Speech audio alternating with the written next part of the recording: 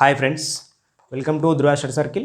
మనం గ్రూప్ 2 ఎకనామీలో భాగంగా foreign trade అనే టాపిక్లో ఉన్నాం. దాంట్లో మనకు ఇండియన్ ఎకనామీకి సంబంధించి ఫారెన్ ట్రేడ్కి సంబంధించి లాస్ట్ క్లాస్లో మనము GATT or WTO, GATT and WTO గురించి మాట్లాడినాం, వరల్డ్ ట్రేడ్ ఆర్గనైజేషన్. ఓకే, ఈ క్లాస్లో మనము ఐఎంఎఫ్, ఓకే, ఇది చాలా వెరీ ఇంపార్టెంట్ టాపిక్ వచ్చేసి మనకి. దీన్ని ఐఎంఎఫ్ ఏమంటామంటే international monetary fund, right? International monetary fund, దీన్నే తెలుగులో అంతర్జాతీయ ద్రవ్య నిధి అని చెప్పేసి చెప్పుకోవచ్చు. అంతర్జాతీయ ద్రవ్య నిధి, IMF, international monetary fund, right? ఇక్కడ మనము డబ్ల్యూటీఓ గురించి మాట్లాడేటప్పుడు అక్కడ మనకి 1944 బ్రిటన్ వుడ్స్ సమావేశంలో భాగంగా ఐఎంఎఫ్ అని చెప్పేసి, అదేవిధంగా ఐబిఆర్డి అని చెప్పేసి వీటి గురించి మాట్లాడినాం అక్కడ. అంటే ఐఎంఎఫ్ అండ్ ఐబిఆర్డి ఏర్పడ్డది, కానీ దాని స్థానం మనకి ఐటీఓ అనేది ఏర్పడాల్సి ఉంది. ఐటీఓ అనేది ఏర్పడకుండా దాని స్థానంలో మనము గ్యాట్ను ఏర్పాటు చేసుకున్నాం అని చెప్పేసి అక్కడ మాట్లాడడం జరిగింది. ఇంటర్నేషనల్ ట్రేడ్ ఆర్గనైజేషన్ ఏర్పడాలి, కాకపోతే అది ఏర్పడకుండా కొన్ని వివాదాల కారణంగా గ్యాట్ అనేది ఒక ఒప్పందం అనేది చేసుకోవడం జరిగిందని చెప్పేసి మాట్లాడుకున్నాం. అంటే ఇక్కడ మనం అర్థం చేసుకోవాల్సింది ఏంటంటే 1944 బ్రిటన్ వుడ్స్ సమావేశంలో భాగంగా ఐఎంఎఫ్ అండ్ ఐబిఆర్డి అనేది ఏర్పడ్డది. ఐఎంఎఫ్ అంటేనేమో ఇంటర్నేషనల్ మానిటరీ ఫండ్, రైట్? ఇది international bank for reconstruction and development, ఇది ఐబిఆర్డికి సంబంధించి. ఈ రెండింటిని మనము ఈ సమావేశంలో భాగంగా ఏర్పాటు చేయాలని చెప్పేసి ఒక నిర్ణయం అనేది తీసుకోవడం జరిగింది. కాబట్టి వీటిని ఏమంటున్నాం అంటే బ్రిటన్ వుడ్స్ కవాలలు అని చెప్పేసి మాట్లాడతాం. బ్రిటన్ వుడ్స్ కవాలు, ఎందుకంటే అవి ఒకే సమావేశంలో భాగంగా ఏర్పాటు చేయాలని ఒక నిర్ణయం జరిగింది కాబట్టి వాటిని బ్రిటన్ వుడ్స్ కవాలలు అని చెప్పేసి అంటున్నాం, రైట్? ఈ టాపిక్ వచ్చేసి మనకు ఐఎంఎఫ్ కదా. ఈ ఐఎంఎఫ్ అనేది మనకి ఇక్కడ సమావేశం 1944లో జరిగితే 1945లో మనకి ఏర్పాటు చేయడం జరుగుతుంది. 1947 నుంచి దీని ఇంప్లిమెంటేషన్ అనేది స్టార్ట్ అవుతుంది. 1945లో ఏర్పడి 1947లో వర్క్ అనేది స్టార్ట్ చేయడం జరుగుతుంది ఐఎంఎఫ్. మరి ఇట్లా స్టార్ట్ చేసుకున్నాం కదా, అసలు ఐఎంఎఫ్ అనేది ఎందుకు, దేనికోసం స్టార్ట్ చేసుకున్నాం, దీని విధి ఏంటి అంటే దీని గురించి మాట్లాడితే మనకు దాని పేరులోనే ఉన్నది, మానిటరీ ఫండ్, ద్రవ్య నిధి. ఎట్లా?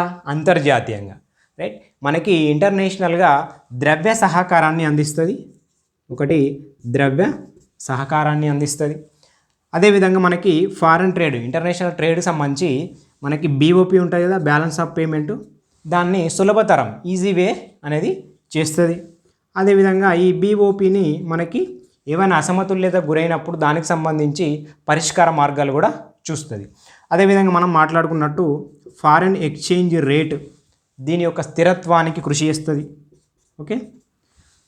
అదేవిధంగా అంతర్జాతీయ ద్రవ్య సహకారం అన్నాం కదా, ఈ విధమైన విధులు అనేటివి ఐఎంఎఫ్కు ఉన్నాయండి, రైట్? ద్రవ్య సహకారం అందించడం కావచ్చు, బ్యాలెన్స్ ఆఫ్ పేమెంట్లో అసమతుల్యత ఏర్పడినప్పుడు పరిష్కారం చేయడం కావచ్చు, లేదు బ్యాలెన్స్ ఆఫ్ పేమెంట్ సంబంధించి సులభతరంగా ఈజీ వేలా చేసుకోవడం కావచ్చు, అదేవిధంగా ఫారెన్ ఎక్స్చేంజ్ రేట్ను స్థిరత్వానికి గురి చేయడం కావచ్చు. ఇట్లాంటి అంశాలను ఈ ఐఎంఎఫ్ అనేది చూసుకుంటే దీని యొక్క ముఖ్యమైన విధి. దీనికోసం మనం ఐఎంఎఫ్ను ఏర్పాటు చేసుకున్నాం, రైట్? ఇది మెయిన్ కాన్సెప్ట్, రైట్? ఇప్పుడు ఈ ఐఎంఎఫ్ అనేది 1945-1947 నుంచి స్టార్ట్ అయింది కదా. దీని యొక్క ప్రధాన కార్యాలయం వచ్చేసి మనకి వాషింగ్టన్ డీసీ, ప్రధాన కార్యాలయం వాషింగ్టన్ డీసీలో ఉంటుంది, రైట్? దీని యొక్క ఎంప్లాయీస్ మనము డబ్ల్యూటీఓ దగ్గర కూడా మాట్లాడినాం, ప్రధాన కార్యాలయం జెనీవా అని చెప్పేసి ఎంప్లాయీస్ గురించి కూడా. ఇక్కడ 2400 మంది ఎంప్లాయీస్ ఉంటారు మనకి ఐఎంఎఫ్లో భాగంగా. అక్కడ చాలా తక్కువ మంది ఉంటారు, ఓకే? Just right. ఈ ప్రధాన కార్యాలయం, అదేవిధంగా ఎంప్లాయీస్, దీనికి కూడా అఫీషియల్ లాంగ్వేజ్ అనేది ఉంది, రైట్? అఫీషియల్ లాంగ్వేజ్ వచ్చేసి ఇంగ్లీష్. అక్కడ 3 భాషలు ఉంటాయి, స్పానిష్, ఫ్రెంచ్, ఇంగ్లీష్ అని చెప్పేసి డబ్ల్యూటీఓలో బాగా, రైట్? ఇక్కడ అఫీషియల్ లాంగ్వేజ్ ఓన్లీ ఒకటే, ఇంగ్లీషు, రైట్? వాషింగ్టన్ డీసీ 2400 మంది ఎంప్లాయీసు, అదేవిధంగా అఫీషియల్ లాంగ్వేజ్ వచ్చేసి ఇంగ్లీషు. మరి దీనికి సంబంధించిన సభ్యత్వ దేశాలు స్టార్టింగ్లో ఎన్ని ఉండే అంటే మనకి జస్ట్ 29 ఉండే, ప్రస్తుతానికి ఎన్ని ఉన్నాయంటే 190 కంట్రీస్ ఉన్నాయి. ఐఎంఎఫ్లో సభ్యత దేశాల సంఖ్య ఎంత అంటే 190 కంట్రీస్. రైట్. మరి ఈ సభ్యత్వ దేశాలకు సంబంధించి ఏ విధమైన సభ్యత్వం ఏ విధంగా ఉంటుంది అని చెప్పేసి మాట్లాడుకుంటే, ఒక దేశము ఐఎంఎఫ్లో సభ్యత్వం పొందాలంటే ఫస్ట్ దాని యొక్క కోటా లేదా ఇన్వెస్ట్ అనేది చేయాల్సి ఉంటుంది. అంటే కొంత రుసుము అనేది చెల్లించాల్సి ఉంటుంది. రైట్. ఆ కొంత రుసుమునే మనం ఏమంటామంటే కోటా లేదా ఇన్వెస్ట్ అని చెప్పేసి మాట్లాడుకుంటాం. రైట్. అంటే ఒక దేశం ఐఎంఎఫ్లో భాగంగా సభ్యత్వ దేశంగా చేరాలంటే దానికి సంబంధించి కొంత కోటా లేదా కొంత ఇన్వెస్ట్ అనేది చేయాల్సి ఉంటుంది. ఆ ఇన్వెస్ట్ని మనము కోటా లేదా ఇన్వెస్ట్ అంటున్నాం కదా, దీన్ని రుసుము అనేది కొంత చెల్లిస్తే దాన్నే కోటా లేదా ఇన్వెస్ట్ అంటున్నాం. మరి ఇది ఏ విధంగా నిర్ణయిస్తుంది? ఒక దేశానికి సంబంధించి కోటా లేదా ఈ ఇన్వెస్ట్ అనేది ఏ విధంగా నిర్ణయించబడుతుంది ఒక దేశానికి సంబంధించి అంటే, ఆ దేశం యొక్క ఇప్పుడు సపోజ్ ఇండియా ఉందనుకుందాం. రైట్. ఇండియా ఐఎంఎఫ్లో సభ్యత్వం పొందాలి. మరి దేన్ని పరిగణన తీసుకొని ఆ కోటా నిర్ణయించబడుతుంది, ఆ రుసుము అనేది చెల్లించాల్సి ఉంటుంది ఇంత మొత్తం. ఎందుకంటే ఇప్పుడు 190 దేశాల్లో అన్ని డెవలప్డ్ కంట్రీసే ఉన్నాయి, డెవలపింగ్ కంట్రీస్ ఉంటాయి, పూర్ కంట్రీస్ ఉంటాయి. ఓకే, అట్లా డెవలప్డ్ కంట్రీస్ ఉంటాయి, రకరకాల దేశాలు ఉంటాయి. కాబట్టి అన్ని దేశాలకు ఒకే రకమైన రుసుము లేదా కోటా అనేది ఉండదు, చేంజ్ ఉంటుంది.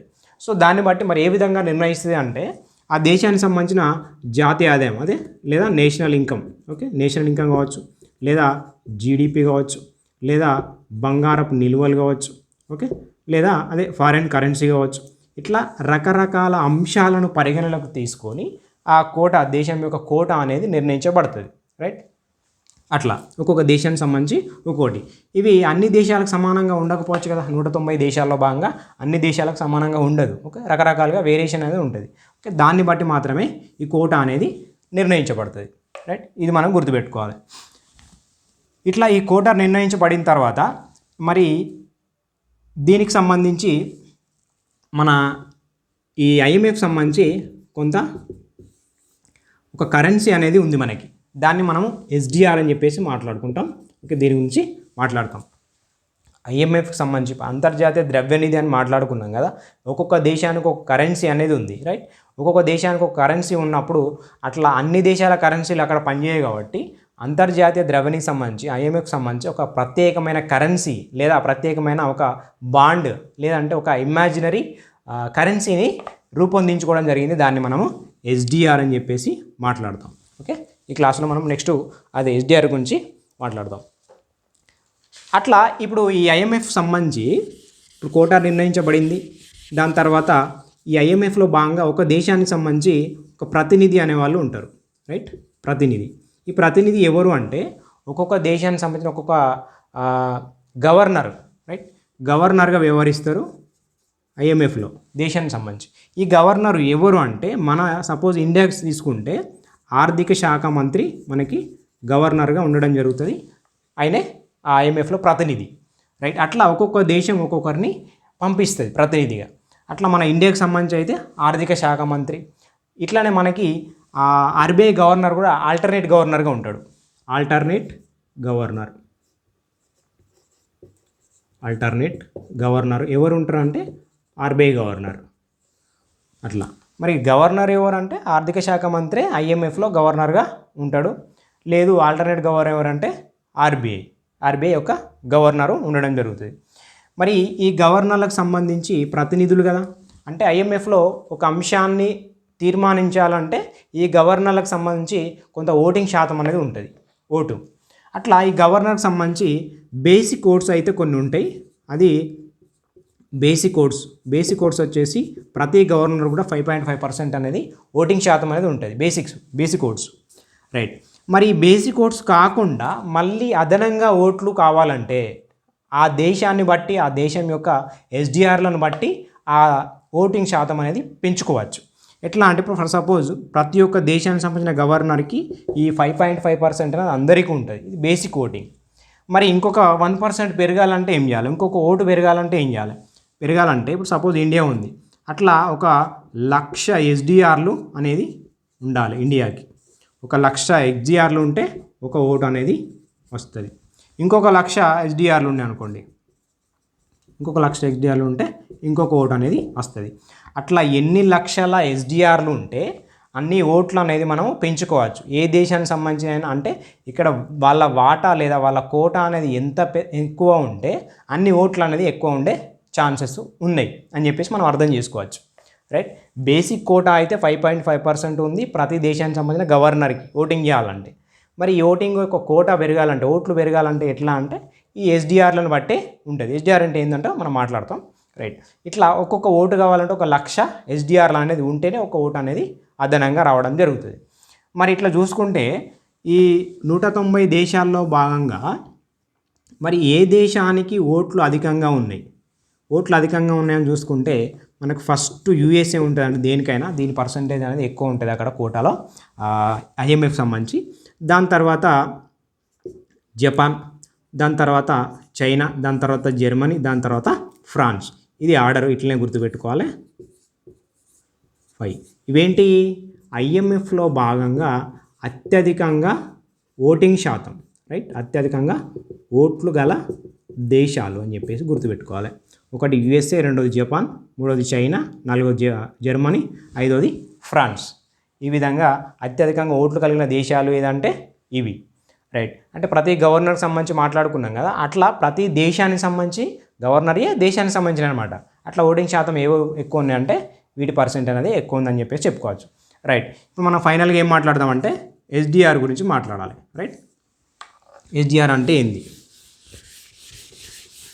ఇప్పుడు సభ్యత్వం పొందాలంటే మనకు జనరల్గా కొంత రుసుము అనేది చెల్లించి ఆ యొక్క వాటానే పరిగణలోకి తీసుకొని ఆ దేశం యొక్క ఆర్థిక స్థితిగతులను బట్టి ఆ దేశం యొక్క కోటా లేదా ఇన్వెస్ట్ అనేది నిర్ణయించబడుతుంది కదా. అట్లా ఈ ఎస్డిఆర్ అనేది ఫస్ట్ ఎస్డిఆర్ అంటే special drawing rights. Special drawing rights ఏం లేదు,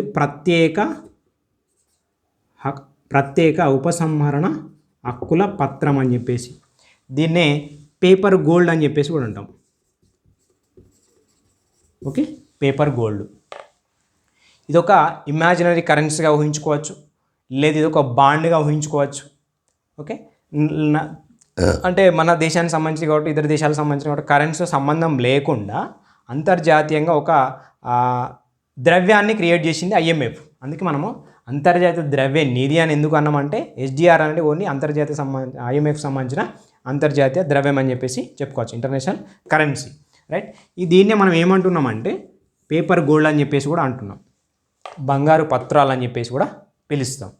మరి దీన్ని ఎట్లా నిర్ణయించబడింది అంటే ఫస్ట్ అయితే ఓన్లీ డాలర్ రూపంగానే ఉండేది. దాని తర్వాత కొంత చేంజ్ అయ్యి లాస్ట్కి చివరికి ఎట్లా మారింది అంటే సపోజ్ యుఎస్కి సంబంధించిన ఉంటుంది. ఓకే, యుఎస్కి సంబంధించిన 41%. అదేవిధంగా యూరో, ఓకే, యూరప్ సంబంధించిన అంటే డాలర్ కదా మనకి, యుఎస్ఏది డాలర్. ఓకే, యూరప్ సంబంధించిన యూరో 30% ఉంటుంది. ఓకే, చైనాకి సంబంధించిన యువాన్ మనకి 10% ఉంటుంది. జపాన్ సంబంధించిన యెన్ అనేది 8% ఉంటుంది. బ్రిటన్ సంబంధించిన పౌండ్ అనేది 8% ఉంటుంది. ఇట్లా ఈ టోటల్ పర్సెంటేజ్ ఈక్వల్ టు ఒక ఎస్డిఆర్. రైట్, అర్థమైంది కదా. ఏం లేదు, ఈ 4 కరెన్సీల యొక్క బాస్కెటే ఒక ఎస్డిఆర్. ఈ 4 దేశాల యొక్క కరెన్సీకి సంబంధించిన ఒక బాస్కెట్నే మనము ఎస్డిఆర్గా నిర్ణయిస్తాం, ఎస్డిఆర్గా చూస్తాం. అంటే ఇక్కడ మనం ఏం చూడొచ్చు, 41% అనేది దేనిది ఎక్కువ ఉందంటే యుఎస్ఏది, అంటే డాలర్ పర్సెంటేజ్ ఎక్కువ ఉంది.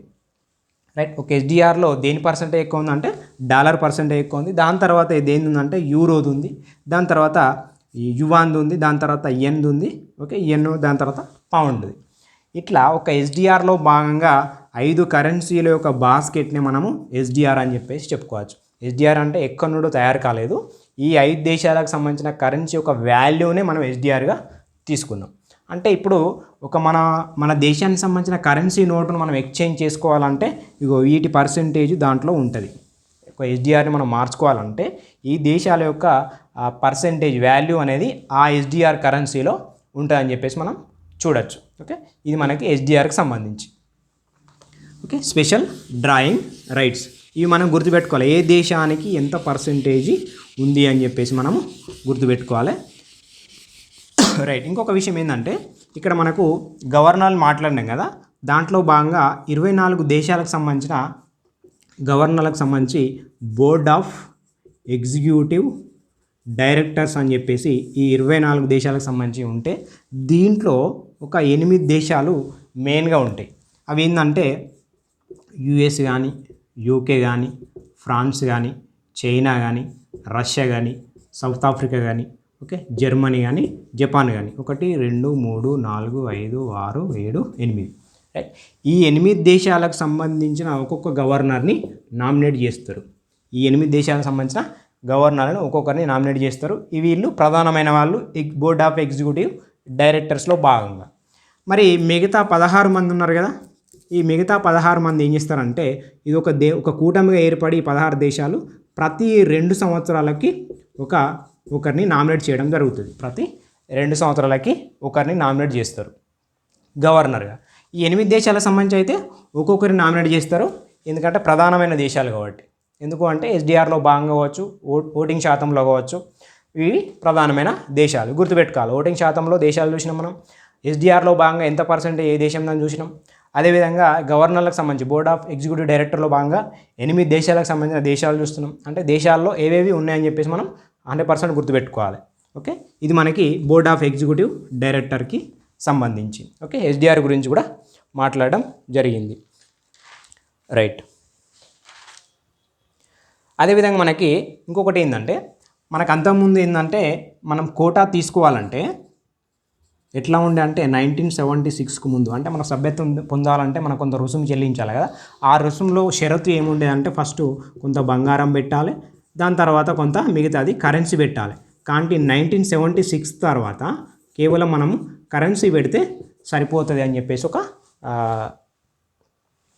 అది ఉంది, అంశం ఉంది. ఓకే, అంటే కరెన్సీ ఉంటే సరిపోతుంది. అంతకుముందు ఏంటంటే బంగారం ఉండాలి, అట్ ద సేమ్ టైం మనకి కరెన్సీ కూడా ఉండాలని చెప్పేసి ఒక అంటే నిర్ణయం అనేది ఉండేది, నిబంధన ఉండేది అంతకుముందు. దాని తర్వాత అయితే చేంజ్ అయింది 1976 తర్వాత.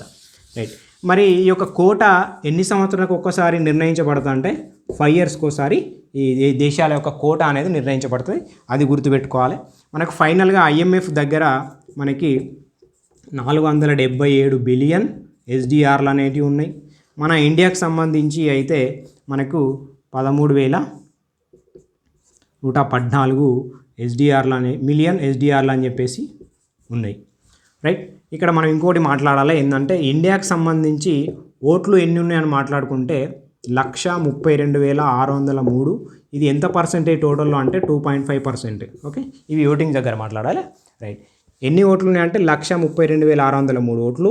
మరి టోటల్లో పర్సెంటేజ్ ఎంత అంటే 2.5% మన ఓటింగ్ శాతం అనేది ఉంది టోటల్లో. మరి ఇక్కడ IMF యొక్క ఎస్డిఆర్లు ఎంత ఇప్పుడు ప్రస్తుతం అంటే దీనికి సంబంధించి 477 బిలియన్ ఎస్డిఆర్లు ఉన్నాయి.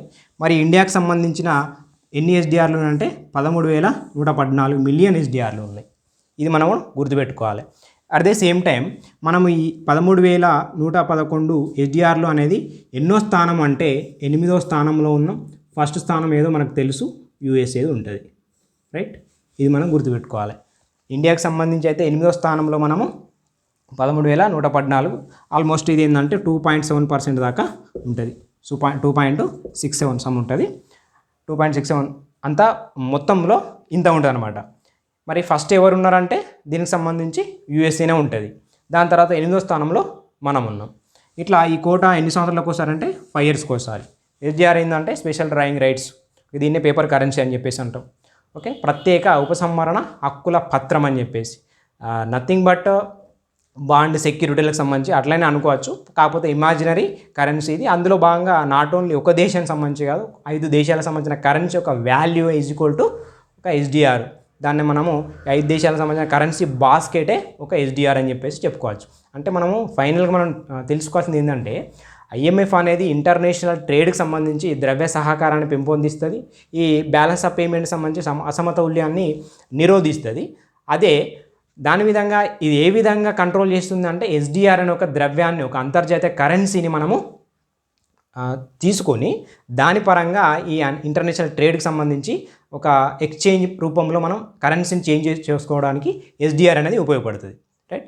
ఎస్డిఆర్ అనేది ఏదో పర్టికులర్ దేశానికి సంబంధించిన కరెన్సీ కాదు, అదేవిధంగా రియల్ కరెన్సీ కూడా కాదు, అదొక వాల్యూ అసెట్, రైట్. అట్లా మనం అందుకే పేపర్ గోల్డ్ అని చెప్పేసి కూడా పిలుస్తాం, బంగారు పత్రాలు అని చెప్పేసి. ఓకే, ఇది మనకి ఐఎంఎఫ్ సంబంధించిన కంప్లీట్ ఇన్ఫర్మేషన్. ఇది చాలా వెరీ ఇంపార్టెంట్ టాపిక్. ఇందులో చాలా అంశాలకు సంబంధించిన దేశాలు కావచ్చు, ఒక వివిధ గవర్నర్కి సంబంధించిన కోటా కావచ్చు, మన ఇండియాకి సంబంధించిన ఎస్డిఆర్లు కావచ్చు, ఓకే, మన ఇండియా యొక్క స్థానం కావచ్చు ఎస్డిఆర్ల విషయంలో. ఓకే, అదేవిధంగా మన ఇండియా ఐఎంఎఫ్లో గల మన ఇండియాకి సంబంధించిన ఓట్లు కావచ్చు. ఓకే, అదేవిధంగా ఐఎంఎఫ్ గురించి మాట్లాడితే మనం ఫైనల్గా మనకి దీనికి డైరెక్టర్స్ ఉంటారు, రైట్. ఆ డైరెక్టర్ల గురించి మాట్లాడితే ఈ ఫ్యాక్ట్ బిట్స్ అన్నీ, రైట్. కామిల్ ఘాట్ అని చెప్పేసి ఫస్ట్ డైరెక్టర్ దీనికి. ఓకే, ఐఎంఎఫ్ ఫస్ట్ డైరెక్టర్ అంటే కామిల్ ఘాట్. ప్రస్తుతం ఎవరంటే క్రిస్టలినా జార్జివా. మరి వీరికంటే ముందు ఎవరు ఉంటే క్రిస్టినా లగాడే. ఓకే, వీళ్ళకంటే ముందు ఎవరు ఉంటే డ్రోమికస్ స్ట్రాస్. ఓకే, వీళ్ళకంటే ముందు ఎవరు ఉంటే మనకి రోడ్రిగో రోటో. ఓకే, ఇవన్నీ ఫ్యాక్ట్ బిట్స్ మనకి ఎక్కడైనా అందుబాటులో ఉంటాయి. కాకపోతే దీని కాన్సెప్ట్ అనేది గుర్తుపెట్టుకోవాలి. ఎస్డిఆర్ అంటే ఏంది, అది ఎంత వాల్యూ కలిగి ఉంటుంది. ఓకే, ఎస్డిఆర్ పర్సంటేజ్లో భాగంగా ఏ యొక్క కరెన్సీ యొక్క పర్సంటేజ్ ఎంత, ఏ దేశానికి సంబంధించి, ఇది మెయిన్. అదేవిధంగా దాని యొక్క కోటా ఎట్లా నిర్ణయిస్తారు, వాటా ఎట్లా నిర్ణయిస్తారు, ఏ దేశాలు బోర్డ్ ఆఫ్ ఎగ్జిక్యూటివ్ డైరెక్టర్స్గా మెయిన్గా ఉన్నాయి 8. ఇవన్నీ అంశాలు అనేవి మనం ఐఎంఎఫ్లో ఇంపార్టెంట్ అంశాలు అని చెప్పేసి మనం గుర్తుపెట్టుకోవచ్చు. అదేవిధంగా ఇంకొకటి ఏంటంటే ఈ ఐఎంఎఫ్ దగ్గర రుణం పొందిన దేశాల సంఖ్య, అంటే అధికంగా రుణం పొందుతాయి కదా. ఇప్పుడు ఐఎంఎఫ్ అంటేనే మనకు అంతర్జాతీయ ద్రవ్య సహకారాన్ని అందిస్తుంది. అట్లా మనకు కొన్ని దేశాలు అనేవి అధికంగా మనకు రుణాన్ని అనేది పొందినాయి. అట్లా ఒకటి చూసుకుంటే గ్రీస్ అని, ఓకే, పోర్చుగల్ అని, దాని తర్వాత మనకి ఐర్లాండ్, ఓకే, దాని తర్వాత హంగేరీ. ఓకే, ఇవి మనకు ఈ ఐఎంఎఫ్ నుంచి అధికంగా రుణాలు పొందిన దేశాలని చెప్పేసి ఒక పాయింట్ గుర్తుపెట్టుకోవాలి. గ్రీసు, పోర్చుగల్, ఐర్లాండ్, హంగేరీ, ఇవి దేశాలకు సంబంధించి. ఓకే, అండ్ ఐఎంఎఫ్ దగ్గర అధికంగా రుణం పొందిన దేశాలు. ఓకే, ఫైనల్గా ఐఎంఎఫ్ టాపిక్ వచ్చేసి ఇంతే. ఇది చాలా వెరీ ఇంపార్టెంట్ టాపిక్. దీంట్లో చాలా అంశాలు ఉంటాయి. At the same time concept based also. Okay, next మనము ఈ ఐఎంఎఫ్ సంబంధించి ఐబిఆర్డి క్లాస్ చూస్తాం. ఇది కూడా చాలా very important class. IMF IBRD చూస్తే మనకు దీని కాన్సెప్ట్ అనేది కంప్లీట్ అవుతుంది. ఇంకొక 2 క్లాసెస్లో మనకి ఫారిన్ ట్రేడ్ అనేది కంప్లీట్ కావడం జరుగుతుంది. ఓకే, మనము ఆల్మోస్ట్ 3 టాపిక్స్ కంప్లీట్ చేసుకున్న వాళ్ళైతే national income and foreign trade సంబంధించి. ఓకే, అదేవిధంగా మనము బడ్జెట్ సంబంధించిన దాని గురించి పబ్లిక్ ఫైనాన్స్ కూడా చూడడం జరిగింది. ఓకే, నెక్స్ట్ దీని తర్వాత ఏం చేద్దామో లాస్ట్ క్లాస్లో మనం డిస్కస్ చేస్తాం. Okay, thank you.